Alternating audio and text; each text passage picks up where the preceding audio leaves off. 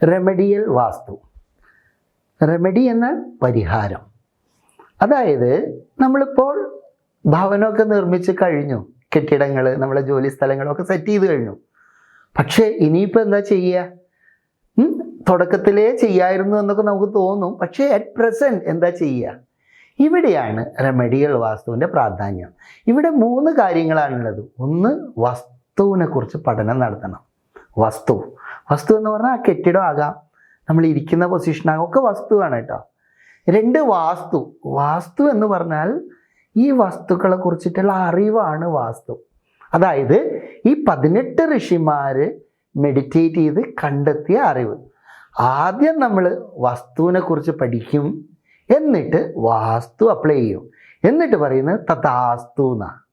തഥാസ്തു എന്ന് വെച്ചാൽ അങ്ങനെ തന്നെ സംഭവിക്കട്ടെ. അപ്പോൾ ഇവിടെ $1 ബില്യൺ ക്വസ്റ്റ്യൻ എന്താണെന്ന് വെച്ചാൽ വാട്ട് യു വാണ്ട്, നിങ്ങൾക്ക് എന്താണ് വേണ്ടത്? തും ക്യാ ചാത്തേ ഹോ, വാട്ട് യു വാണ്ട്. ഇത് ആൻസർ ചെയ്യുന്നിടത്തു നിന്നാണ് നമ്മളുടെ വാസ്തുശാസ്ത്രത്തിൻ്റെ അപ്ലിക്കേഷൻ തുടങ്ങുന്നത്. അതായത് ചില ആളുകൾക്ക് തൊഴിൽപരമായിട്ട് പ്രോബ്ലം ഉണ്ടാവും. തൊഴിൽപരമായിട്ടുള്ള പ്രോബ്ലം ഉണ്ടെങ്കിൽ അത് സോൾവ് ചെയ്യണമെങ്കിൽ നമ്മളുടെ ഭവനത്തിൻ്റെ ചില ഏരിയകളുണ്ട്.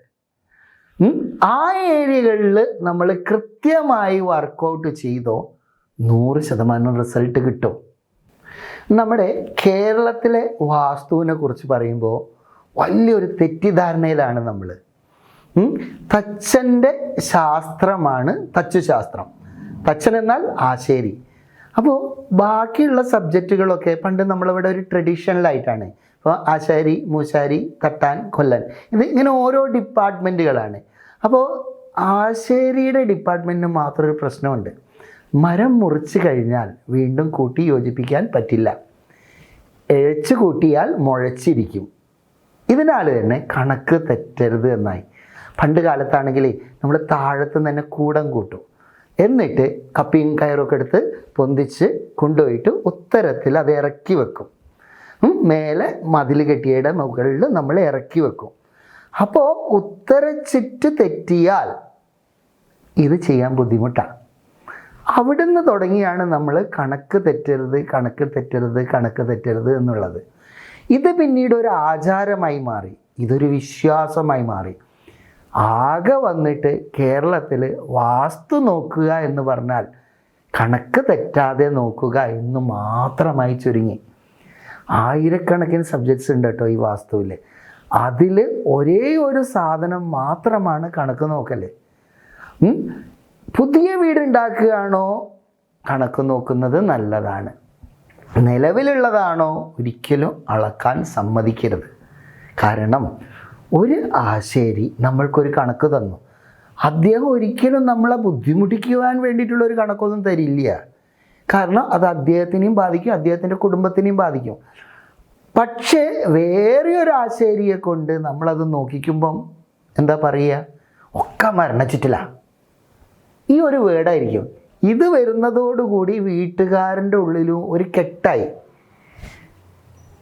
യഥാർത്ഥത്തിൽ കണക്ക് തെറ്റിയത് അല്ല, യഥാർത്ഥത്തിലുള്ള പ്രശ്നം സ്കെയില് മാറുന്നതാണ്. അതായത് കേരളത്തിലെ വാസ്തുവിൽ പറയുമ്പോൾ കോല്, അങ്കുലം എന്ന് 2 മാനങ്ങളാണ് ഉപയോഗിക്കുന്നത്. അപ്പോൾ ഒരു കോല് എന്ന് പറഞ്ഞു കഴിഞ്ഞാൽ 72 സെൻറ്റിമീറ്റർ, ഒരു കോല് എന്ന് പറഞ്ഞാൽ 24 അങ്കുലം. 24 അങ്കുലം എന്ന് പറഞ്ഞാൽ ഒരു അങ്കുലം എന്ന് പറഞ്ഞാൽ 3 സെൻറ്റിമീറ്റർ. അപ്പം 3 × 24 72. ഇതാണ് നമ്മളെ കണക്ക്. പക്ഷെ പണ്ട് കാലത്ത് വീട്ടിൽ നോക്കുകയാണെങ്കിൽ, ഇപ്പോൾ താങ്കൾക്കൊരു വീടുണ്ടാക്കണം നോക്കുക, അപ്പോൾ ആദ്യം തന്നെ എന്താ ചെയ്യുക വെച്ചാൽ നമ്മളെ വീട്ടിൽ വരും, എന്നിട്ട് നമ്മളെ നടുവിരലിൻ്റെ നടുഭാഗം, ഈ ഭാഗം, ഇതിനെയാണ് ഒരു അങ്കുലം എന്ന് പറയുക. ഇതിന് കണക്കായിട്ട് നമ്മളൊരു ഈള് മുറിച്ചെടുക്കും. പണ്ട് സെൻറ്റിമീറ്ററും മീറ്ററും ഒന്നും ഇല്ല കേട്ടോ. ഇത് ബ്രിട്ടീഷുകാർ വന്നതിൻ്റെ ശേഷമാണ് ഇത് തുടങ്ങിയത്. ഈ ഈള് 24 പ്രാവശ്യം വെച്ച് കഴിഞ്ഞാൽ അതൊരു കോലായി. അപ്പം 10 ആളുടെ ഈ നടുവിൻ്റെ വിരലിൻ്റെത് 10 പോലെയായിരിക്കും. യഥാർത്ഥത്തിൽ അതാണ് ശരി. പിന്നീട് കുറേ കാലം കഴിഞ്ഞു ബ്രിട്ടീഷുകാരൊക്കെ വന്നു, നമ്മളവിടെ കണക്ക് വന്നു, സെൻറ്റിമീറ്റർ വന്നു.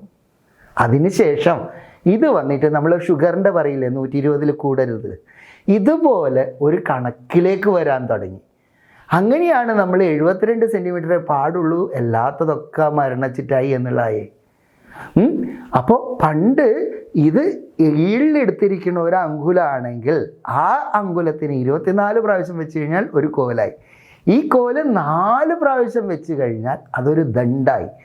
അതിലും കൂടുതലുള്ള അളവുകൾ ചരടിലാണ് എടുക്കുക. യഥാർത്ഥത്തിൽ നമ്മളെ പഴയ വീട്ടിലൊക്കെ കാണുന്ന സൂത്രങ്ങളില്ലേ, അത് വളരെ ചെറിയ സുഷിരങ്ങളായിരിക്കും. ഇത് ചരട് പോകുവാനുള്ള സുഷിരങ്ങളാണ്. ആ കാലത്തിലെ അളവിൻ്റെ സിസ്റ്റമായിരുന്നു. കാലം ഇത്രയും പിന്നിട്ടു.